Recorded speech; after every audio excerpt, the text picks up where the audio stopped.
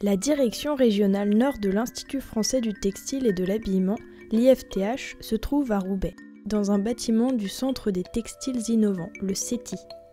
Avec cette trame de grands fils tendus, l'entrée évoque un gigantesque métier à tisser.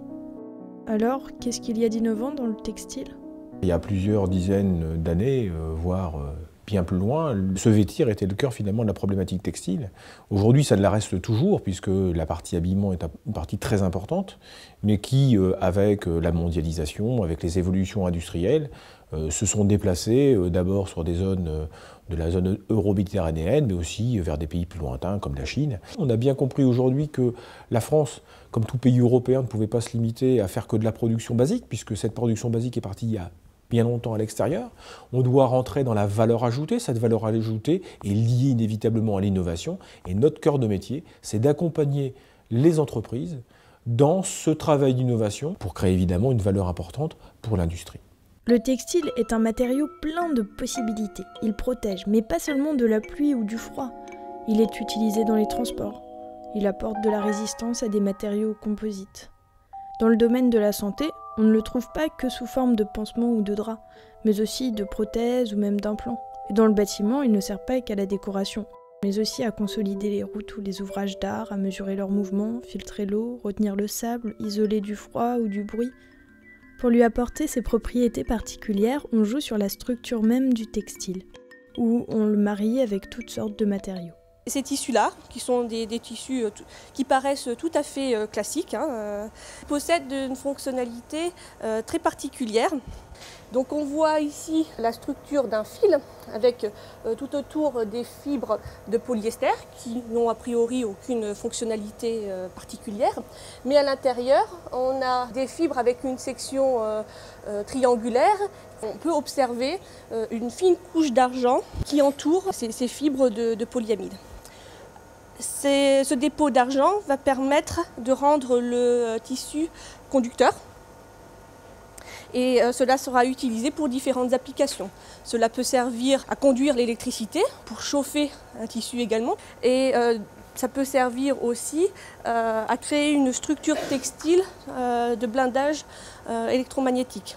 Donc ça peut être utile pour la protection contre les antennes, les téléphones portables, la Wi-Fi, et isoler un habitat par exemple ou une personne des ondes électromagnétiques qui les entourent. Même sa capacité à retenir une odeur peut être modifiée et mesurée. Donc on part d'un non tissé de fibres de polyester que l'on vient fonctionnaliser par voie humide. Cette fonctionnalité recherchée pour ce produit est le captage des odeurs et des composés organiques volatiles. Bon, là, il ne s'agit pas d'un produit du vestimentaire, mais on pourrait très bien appliquer le même type de formulation sur un tissu de polyester ou de coton destiné à l'habillement. Ici, tout est mesuré et testé. Des contrôles sur machine standard, la solidité à l'abrasion, comment un produit après 40 lavages se comporte en termes d'état de surface. Des appareils qui servent à mesurer la dégradation des coloris dans le temps. Là, il s'agit d'un non tissé qui a été développé comme barrière non-feu. Toutes les composantes du textile peuvent être contrôlées dans ce laboratoire.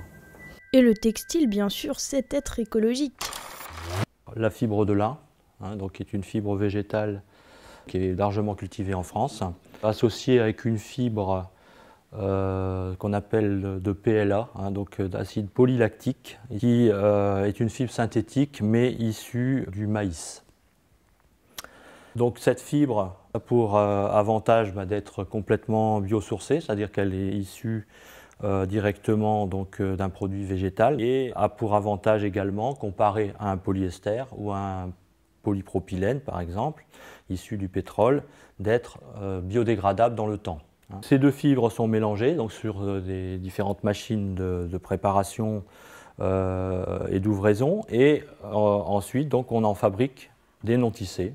En les comprimant donc, à chaud, on pourra obtenir, donc, par exemple ici, des plaques donc de composite.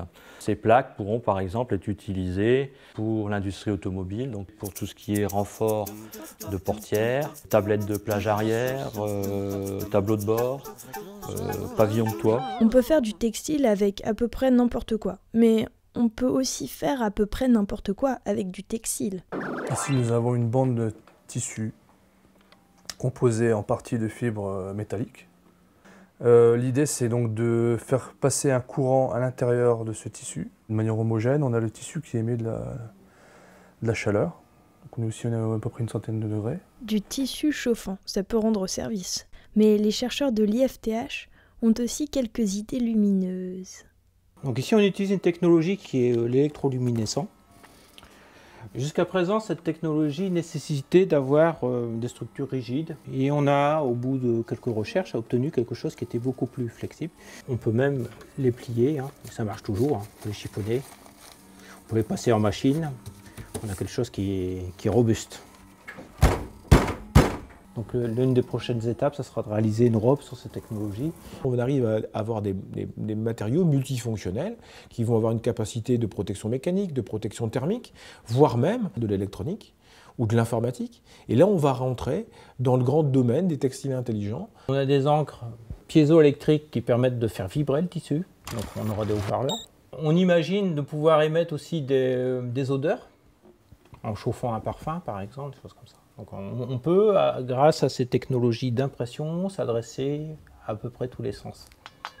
On voit de plus en plus des choses qui apparaissent avec des textiles intelligents et bientôt on aura tous sur nos vêtements un petit peu d'électronique intégrée qui vont nous faciliter la vie de tous les jours. Bientôt la veste téléphone, le costume GPS et la robe de soirée lumineuse, musicale et parfumée.